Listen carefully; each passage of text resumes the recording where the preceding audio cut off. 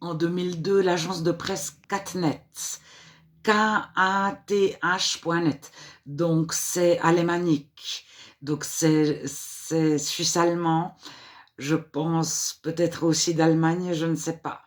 C'est une agence de presse catholique, Cat comme catholique. A été interviewé Monseigneur Arthur B. Calquin. Donc Arthur, B majuscule, Calquin, C-A-L-K-I-N-S. Et en 2002, il était question du 5e dogme marial. Marial comme Marie. Et cette personne, ce monsieur Calquin, est spécialisé en mariologie, donc en Marie. Et Marie a déjà 4 dogmes. Un dogme, c'est presque un canon. C'est presque une loi catholique. C'est une loi sur la croyance, un dogme. Et donc, elle a déjà été élevée au ciel, elle est vierge, etc. Je ne connais pas en fait ces 4 premiers dogmes. Mais le 5e, qui était réfléchi en 2002, c'était de la faire passer médiatrice, avocate et rédemptrice. Co-rédemptrice sur le même plan que Jésus. Co, ça veut dire la même chose. Jésus rédempteur, Marie rédemptrice. Et Jean-Paul II, le pape, qui est décédé en 2005, a plusieurs fois proclamé publiquement que Marie était co-rédemptrice avec Jésus. Jésus rédempteur, Marie rédemptrice. Alors bien sûr, tout le monde sait que dans la Bible, Marie, c'est une juive comme toutes les femmes. Et elle n'a aucune différence avec Élisabeth, par exemple, la mère de Jean-Baptiste. Marie n'a aucune différence avec Ruth, avec Esther, avec Prisca, avec Lydie, Chloé, etc., Junia, Nympha. Enfin, Marie est devenue importante dans les années 1100 parce qu'il était interdit d'adorer Astarté, Isis, Diane, Minerve, qui était la dame de tous les peuples, qui avait un nom différent pour chaque ville. Et la dame aux 10 000 noms. Et chaque ville avait sa déesse. La Odyssée, etc. La Vierge Noire. La Vierge avec enfant. Et il a été interdit de l'adorer parce que c'est toujours lorsque beaucoup de personnes croient à une chose, le catholicisme suit la croyance de la majorité. Elle fait de l'inculturation. Enfin, le catholicisme fait de l'inculturation. Lorsque dans une région, presque tout le monde est chrétien, le catholicisme va suivre la religion chrétienne, enfin, la religion chrétienne. Ce que le plus grand nombre croit. Si dans une région, presque tout le monde croit à Marie, c'est-à-dire à Astarté, à Isis, etc., le catholicisme, la religion va reprendre ce que tout le monde croit, le plus grand nombre croit. Alors, à un moment donné, lorsqu'il y avait tellement de personnes qui croyaient aux évangiles, à Jésus, il a été interdit d'adorer Marie, c'est-à-dire Diane, Minerve, Astarté, Isis, etc., etc. Mais,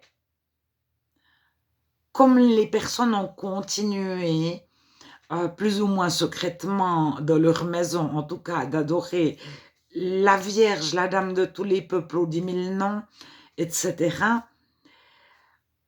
un érudit catholique dans les années 1100-1200 a proposé que toutes ces femmes s'appellent Marie. Et ça résolvait le problème. Le culte à Minerve n'était plus interdit, le culte à Isis n'était plus interdit, mais on y avait changé de nom. Alors, Jésus, qui était le centre de l'évangile, qui était glorieux, puissant, divin, etc., est devenu un petit bébé, le petit bébé de la Vierge. Et au niveau puissance, au niveau...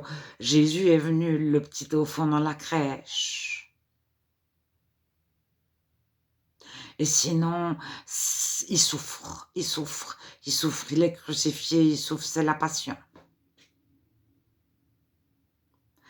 Alors, monsieur Arthur B. Calkins a répondu à l'agence Catnet: non, nous n'allons pas faire de 5e dogme marial. Marie ne sera pas co-rédemptrice au même titre que Jésus, sur le même plan, co-rédempteur, médiatrice entre les hommes et Dieu, et avocate entre les hommes et Dieu. Et il a dit s'appuyer sur les apôtres, mais pas sur Jésus. Donc, il dit, nous, la foi catholique s'appuie sur les apôtres, donc la croyance catholique s'appuie sur les apôtres, et il parle, puis après il dit, la foi catholique s'appuie sur les pères. Donc les pères, c'est les années 200, 300, 400, je ne sais pas exactement qui c'est, mais il y en a 4 principaux, Augustin, Cyril, je ne sais pas tellement, lesquels font partie des 4 principaux. Mais donc, il n'est pas parti de Jésus, il est parti des apôtres. Mais la Bible, enfin l'évangile, l'enseignement, c'est Jésus, c'est Jésus. Les apôtres, c'est des tout petites personnes. Que après, bon, ils aient fait une chose ou une autre, c'est un apôtre, mais c'est le centre, c'est Jésus. Alors, il part des apôtres, après il dit, on s'appuie sur les pères. Donc, est-ce qu'il s'appuie sur les apôtres ou sur les pères? Et après, un peu plus loin dans son discours, il dit, on s'appuie sur les philosophes. Mais s'appuyer sur Jésus, puis s'appuyer sur les pères, c'est deux choses très différentes. Et puis, s'appuyer sur Jésus, puis s'appuyer sur les philosophes, c'est incompatible. Alors, les apôtres n'ont jamais reconnu Marie comme étant particulière. Oui, c'était une femme très bien, mais de là à en faire la déesse Isis ou la déesse Astarté. Alors, les pères, vous lisez Irénée de Lyon d'un bout à l'autre, je crois que c'est pas un père, mais Augustin, Irénée de Lyon, etc. Enfin, pour moi, Irénée, c'est aussi un père, mais je ne fais pas partie des 4. Aucun ne voit Marie autrement que ce qu'elle est décrite dans la Bible.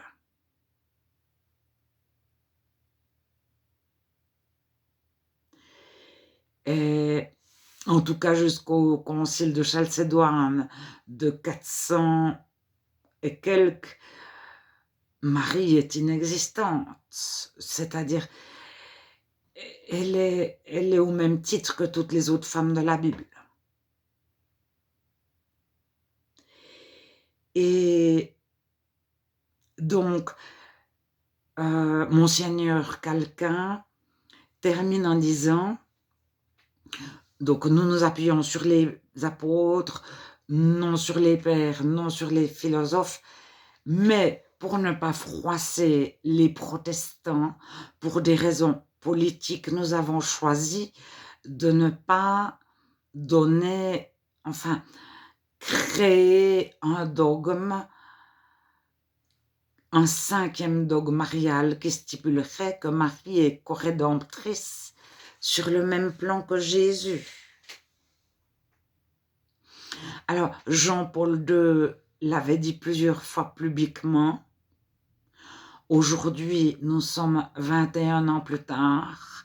Je ne sais pas, je ne connais absolument pas le catholicisme, ou un tout petit peu, je ne suis pas au courant.